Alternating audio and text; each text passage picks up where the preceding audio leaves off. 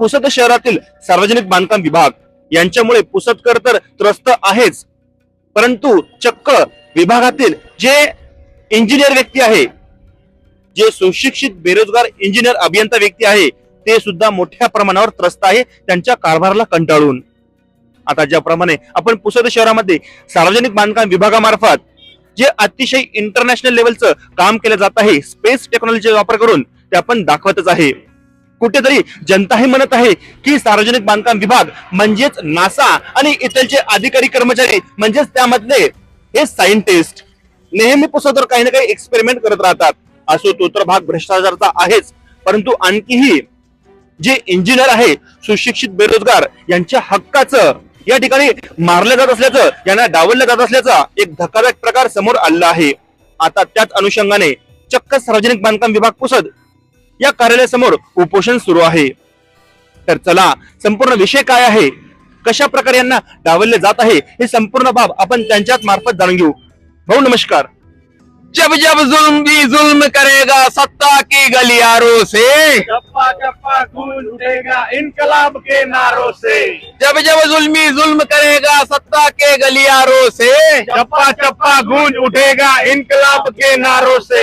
देंगे नहीं तो छीन लेंगे, काम हमारे हक के है। देंगे नहीं तो छीन लेंगे, काम हमारे हक के है। सुशिक्षित बेरोजगार अभियंताची हाक म्हणजे 34% हक्काचे काम। आता सदर जे तुमच्या उपोषणाचा ठळक मतळा आम्हाला कळलेलाच आहे. आता संपूर्ण हा जो विषय काय आहे तो आम्हाला समजावून सांगा. सुरुवात तुमच्या नावापासून करा.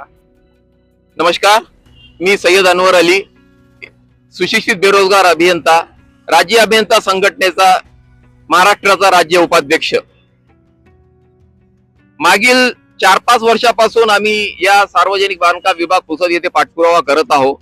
शासन निर्णय असा आहे की जे काही काम सार्वजनिक बांधकाम विभाग वर्षात आर्थिक वर्षात काढतो त्या कामाचे 33 आणि 34 असं विभाजन झालं पाहिजे टक्क्यानुसार. 33% खुली निविदा राहतात खुल्या कॉन्ट्रॅक्टरसाठी, 33% मजूर संस्थांसाठी राखीव आहे आणि 34% सुशिक्षित बेरोजगार अभियंता यांच्यासाठी राखीव आहे. हे 34%पैकी मागील 4 वर्षाचा हिशोब पाहिला आपण तर आजपर्यंत प्रत्येक वर्षी 4%, 5%च्या वर हा दर गेलेला नाही आहे. हा अन्याय आजपर्यंत सुशिक्षित बेरोजगार अभियंता सोसत आलेला आहे. दरवेळी त्याला निवेदन देऊन, तोंडी मागणी करून, त्यांना शांत आश्वासन देऊन ते पुढे चालढकल होत आहे. यावेळेस आम्ही थोडस उग्र भूमिका घेतली आणि आंदोलनाची पवित्रा घेतली. हा आंदोलन आम्ही करण्यामागे आम्ही असा उत्सुकता आम्ही नाही दाखवली. सुरुवातीला आम्ही कार्यकारी अभियंता यांना आम्ही पत्र दिलं, निवेदन दिलं. त्या निवेदनात आम्ही स्पष्ट दिलं की 12 ऑगस्ट पर्यंत आम्हाला याचा लेखी खुलासा द्या की का तुम्ही आजपर्यंत आम्हाला एवढे कामं नाही दिले, त्याचं कारण नमूद करा आणि 12 तारखेपर्यंत आम्हाला याचं कारण नमूद करा लेखीमध्ये किंवा आम्हाला बोलणीसाठी बोलवा. 12 तारीख उलटून गेली, त्यांनी काही आम्हाला बोलवलं नसल्यामुळे नाईलाजानं आम्हाला आज 14 तारखेला उपोषणाला बसावं लागलं. आज रोजी आम्ही आमच्या मागण्या मागत आहोत की त्यांनी आम्हाला एक पत्र दिलं की 26-27 या आर्थिक वर्षात लहान कामे नसल्यामुळे आम्ही काम देऊ शकलो नाही. पुढे जेव्हा लहान कामं निघतील आम्ही देणार. म्हणजे ही जबाबदारी नाही आहे, अंग झटकणं आहे. म्हणून आम्ही त्यांना म्हणतो की 2025-26 मध्ये मंजूर झालेल्या सर्व लहान कामाची यादी व त्यांची अंदाजित किंमत आम्हाला द्या. 2026 मध्ये निविदा प्रसिद्ध करण्यात आलेल्या सर्व लघु कामाची यादी, मंजुराची स्थिती, निविदा प्रक्रियेचे तपशील द्या. सदर कामापैकी ऑनलाईन तसेच ऑफलाईन पद्धतीची निविदा काढण्यात आलेल्या कामाची तपशील द्या.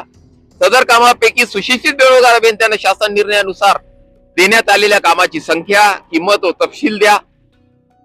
तसेच शासन निर्णयानुसार सुशिक्षित बेरोजगार अभियंत्यांसाठी निर्धारित 34%चा जो कामाचा कोटा आहे, प्रत्यक्षात काम पूर्ण का करण्यात आला नाही त्याचा वर्षनिहाय हिशोब, तपशील आणि कारण द्या. त्यांनी काहीच काम दिले नाही. शासन निर्णय आहे, शासन निर्णयाच्या सुशिक्षित बेरोजगारांना काम देण्याचा आहे, त्याचा 1.60 नुसार कोटा पूर्ण करण्यात आला पाहिजे. कोटा जर पूर्ण करण्यात आला नसेल तर संबंधित कार्यकारी अभियंता त्याच्यासाठी जबाबदार आहे आणि तो पुढील कारवाईसाठी पात्र आहे. कोण आहेत सध्या कार्यकारी अभियंता साहेब आणि नेमकं तुमची त्यांच्या बरोबर चर्चा झालेली आहे का? झाली तर नेमकं काय चर्चा झाली का? तोडगा काही निघाला आहे का? कार्यकारी अभियंता महेश माथुरकर साहेब आहे, ते स्वतः अभियंता आहे आणि त्यांच्याकडून आम्हाला खूप अपेक्षा होते की ते आल्या त्यांनी सुशिक्षित बेरोजगार अभियंत्यांना कामं दिले, परंतु ते पहिल्या 15 दिवसात जे कामं दिले त्याच्यानंतर दुसरे कामं त्यांनी ब्रेक लावला. हा ब्रेक वरचा पाय ते कधी काढतील याची आम्ही वाट पाहत होतो आणि ते ब्रेकवरचा पाय निघत नसल्यामुळे आज उपोषणाला आम्ही बसाव. का ब्रेकवरचा पाय निघत नसेल? काही त्यांच्यावर दबाव वगैरे, काही बर्डन वगैरे किंवा इतर काही गोष्टी त्यामध्ये तुम्हाला वाटते का काही संशयास्पद आहे किंवा असाव्या? ते चांगल्या प्रकारे तेच सांगू शकतील, कारण ते अधिकारी आहे, त्यांना कोणाचा दबाव राहत नाही आहे, त्यांना काम करण्यासाठी फ्रीडम आहे. बाकी तेच सांगू शकतील तुम्हाला. आम्ही आमच्याकडून निवेदन देऊन वारंवार त्यांना तोंडी आम्ही विनंती करून राहिलो. आता तुमची यानंतरची भूमिका काय राहील? सर्वप्रथम त्यांनी आतापर्यंत आम्हाला आमचे जुने जे कामं आहे ते कोटा पूर्ण करायला पाहिजे. जसं आम्हाला 4 वर्ष 3 वर्ष थांबून त्यांनी दुसऱ्या लोकांना कामं दिले, तसं पुढील 1 वर्ष त्यांना थांबून आमचं जे कोटा आहे ते रिकव्हर केलं पाहिजे. पुढील काळात आम्हाला 34% आमच्या हक्काचे कामं आहेत, ते हक्काचे कामं सुशिक्षित बेरोजगार अभियंत्यांना मिळाले पाहिजे.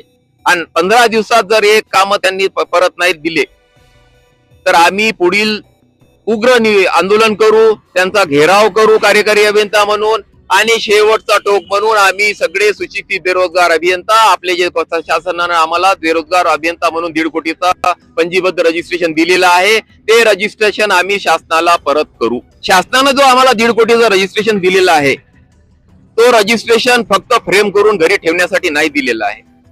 3 वर्ष 4 वर्ष कडी मेहनत करून तो इंजिनियर होतो.